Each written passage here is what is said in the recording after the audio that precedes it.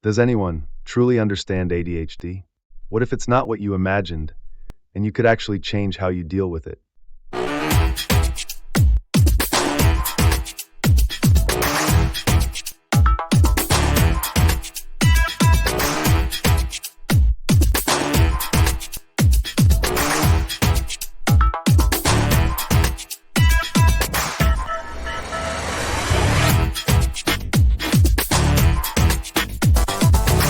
Welcome to Shift's Perspective, the show where we rethink how we understand the mind.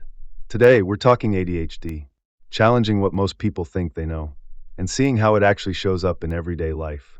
In this episode, we're exploring imagination, the intuitive ability to form inner pictures, and anticipate what's coming next, why it matters, and what happens when it's challenged. I'm Mr. MINDSHIFT, but just like everyone else, you can call me Shift. Back with me are Cassandra, diagnosed with ADHD at 30, and Joe, whose 20-year-old son was diagnosed at 12. Let's take a closer look at imagination, not as something abstract, but as a skill your brain uses all the time. It helps you make sense of what's ahead, fill in gaps, and prepare for what's next, often without you even noticing. On the screen behind me, I'll walk you through how this actually shows up in everyday life. So what does imagination actually do? It's what helps you picture a situation before it happens, even if you've never been in it before, like imagining what it might be like to go on a trip, start a new job, or walk into your first day at a new school. It's also what helps you solve problems in new ways, thinking through what if, and finding options you haven't tried yet. Imagination helps you weigh your choices. Do I have enough information to decide? What happens if I say yes, no, or wait? It also lets you tune into others. What might they expect from me? How will they react? And maybe most importantly, it helps you predict consequences. What happens if I do this, or if someone else does? Even risk assessment relies on it. Is this situation safe, or could something go wrong? All of this depends on your ability to form inner images, run mental simulations, and imagine the outcome. So what does this mean for people with ADHD? Well, in some ways, their imagination can be a real strength. Many have vivid inner worlds, creative ideas, and when interest is high, they can bring those ideas to life in powerful ways. But there's another side to it. It can be harder to imagine what others expect of you, or to picture the consequences of your own actions. That can make it tough to meet demands or follow through on plans.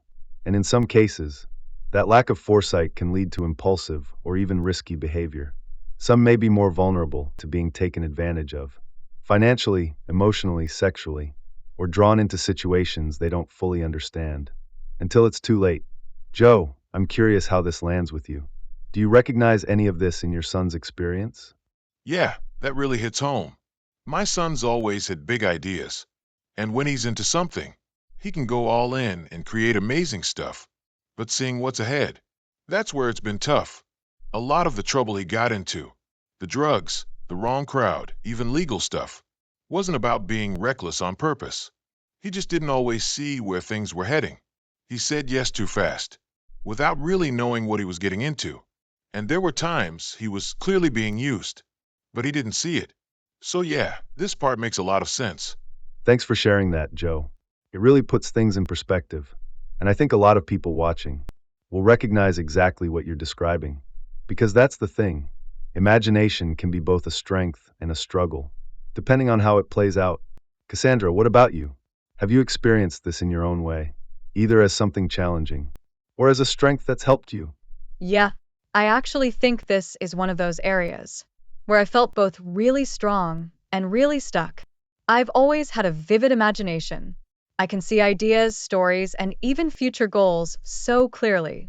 That's helped me a lot, especially when I need to solve problems or find creative ways around things. But at the same time, my imagination can turn on me. I'll start picturing all the things people might expect of me, or everything that could go wrong. And then I either try way too hard to be perfect, or I freeze and do nothing at all. Sometimes I hold back on sharing creative ideas, even when I love them, because in my head, I've already imagined everyone judging me or thinking I'm too much. And one of the hardest things for me? Vacations. They're supposed to be relaxing, but new places, unfamiliar routines. I get so stressed out. I feel like I lose control, and my brain just spins trying to prepare for every scenario. So, yeah, it's like my imagination helps me and holds me back. Thanks for sharing that, Cassandra. It really shows how powerful and overwhelming imagination can be, and how much of it happens behind the scenes, in ways that others might not see. And that's the thing, whether it's supporting someone you care about, who might not realize they're being taken advantage of, or watching someone hold themselves back, because their brain has already run through every worst-case scenario. It's tough. In both cases, one thing becomes really clear. People with ADHD often have a strong need to develop practical strategies, both to handle social situations and to navigate demands where imagination plays a role. They might need help building routines, planning ahead, managing change, or just learning how to break things into steps that feel doable and safe. Because when your brain doesn't naturally fill in the picture, you have to learn how to draw it yourself. So on the screen behind me, I'll walk you through some concrete strategies that can make daily life easier when imagination, or the lack of it, gets in the way. So, how do you support a brain that struggles to imagine what's coming next? Start with structure, routine, and predictability. These create a sense of safety and reduce anxiety. When the future feels clearer, it's easier to act with confidence. Use visual tools, pictures, schedules, drawings, even simple maps of your day. These help turn abstract ideas into something you can see. Plan in steps. Break down tasks or events into what happens first, then, and last. The clearer the picture, the calmer the brain. Use the 10 H's to prepare for unfamiliar events, like trips, family gatherings, or big changes. You'll find a link to them in the video description. For meetings or important conversations, create a mini agenda. Who will be there? What's the goal? What topics will be discussed? What's expected of you? And what can you expect in return? Practice imagining different outcomes. What if this happens instead? What could I try next time? Talk through social situations with someone you trust, especially the ones that feel confusing or didn't go well. Work together on finding better strategies. And don't be afraid to look up social tips. Whether it's in books, podcasts, or YouTube videos, the rules aren't always obvious, but they can be learned.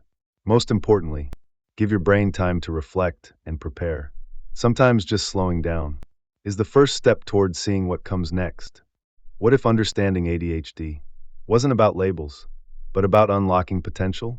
We're out of time for today, but next episode, we're exploring social cognition, how we pick up on behavior, intentions, and meaning in others, and how ADHD affects that process. Hit like, subscribe, and share this with someone who needs to hear it. And if you want to explore this on a more personal level, join the free Shifts Perspective Forum, link below.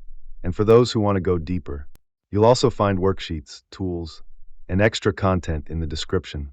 Hope to see you again.